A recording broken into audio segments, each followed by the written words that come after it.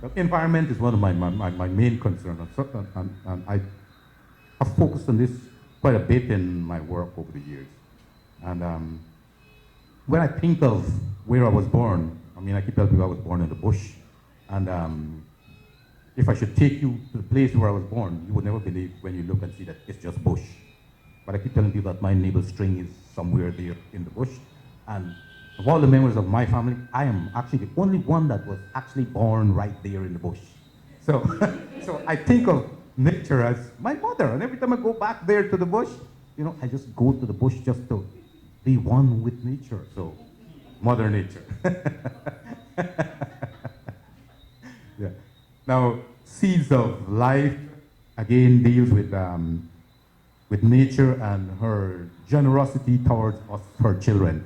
She has given us all that we have. When you look at this, you see there's a sort of spiral going on there.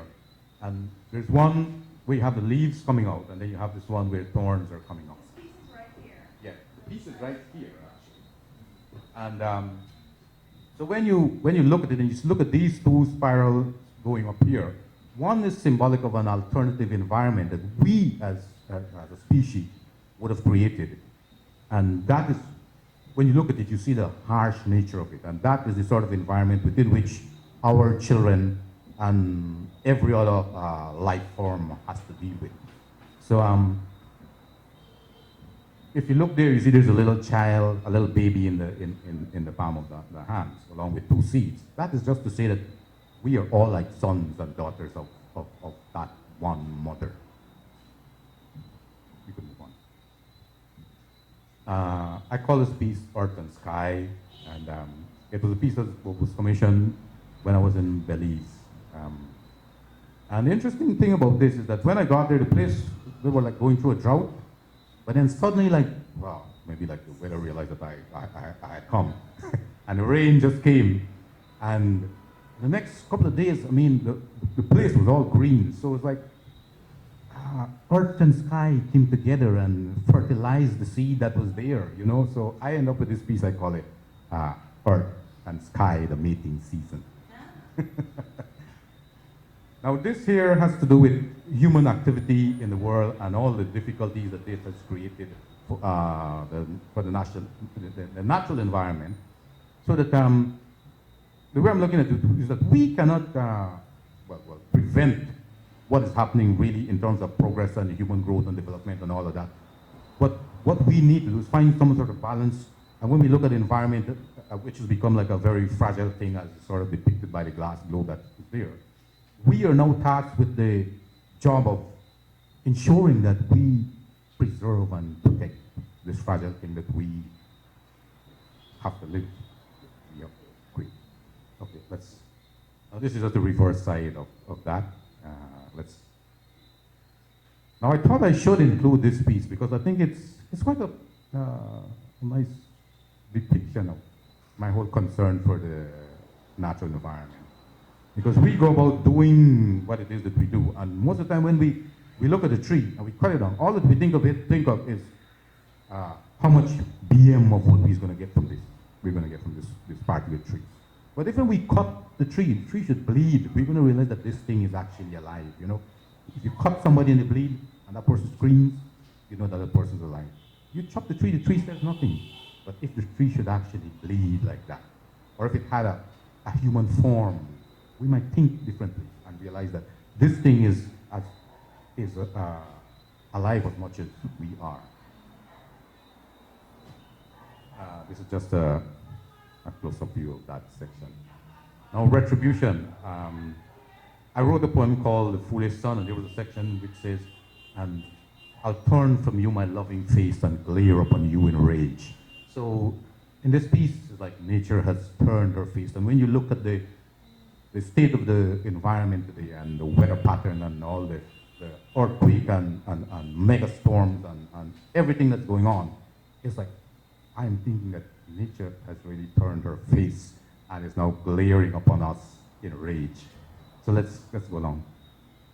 Now this is Retribution 2 that further explores that retribution scenario.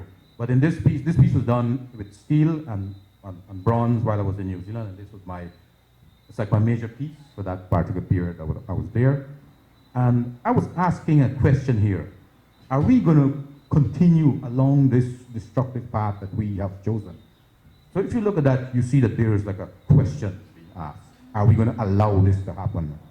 The thing is that what I'm considering is that we will leave marks and scars upon the face of nature, but eventually we are the ones who will disappear. It's like nature is going to rip us out of her side.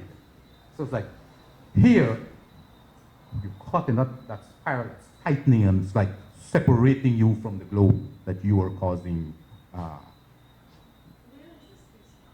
Now this piece is in New Zealand. Hopefully, it might be here in Guyana before it is about 6 foot tall. Just a fairly decent size. So let's go along. And this slide is not that good, but I just wanted to zero in on the plight of the human, spirit, and we're talking about global warming and the sea level rising, and all of that is considered in this piece. Now, this is a favorite piece of mine. This was done in 1999 at the Postania Land Art Park in Belize.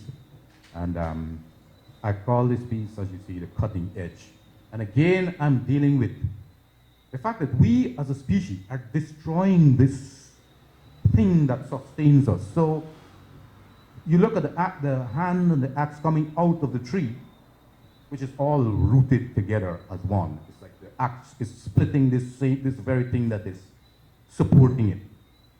But what I'm focusing here on, well, when I did this, I sort of envisioned it maybe like 10 years down the line. And I realized that the carved portion would eventually rot and decay and disappear. And nature would sort of have reclaimed all of it. Now that again is symbolic of this idea that we are the ones who will eventually disappear if we continue on the path that we've chosen. We will leave marks and scars, like I said, and the face of nature might have changed, but she will remain. Let's go along and let's look at this in 2000. And it was quite amazing to see how this thing actually was like following the idea that I had in the first place. Because the face is like really changing. Now let's go to 2012. And now the face has really, really changed. And all this area that was carved, now this was where it was carved, has already been reclaimed by the tree. All of these were indication of the carved portion of the tree. It is rotting and it will eventually fall off. And at that point in time, when everything is gone, that is when the idea would have been fully expressed. Now this is The Guardian, also done in 1999, and I liked him then because he looked so mean. It was done on top of a hill. So you had to climb all the way up to actually get to the tree. And there was this old guy who actually owned the land upon which this was done.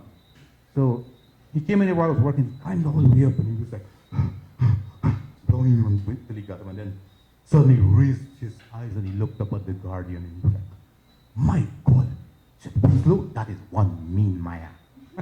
So let's look at the Maya now, at the Guardian in 2012. How should we go to the forest and see a tree looking like this? We would realize that this tree is alive. And we would think twice about cutting it down, you know? And this is the whole idea that I wanted to get across. That these trees are alive and they're essential to us, like really being here.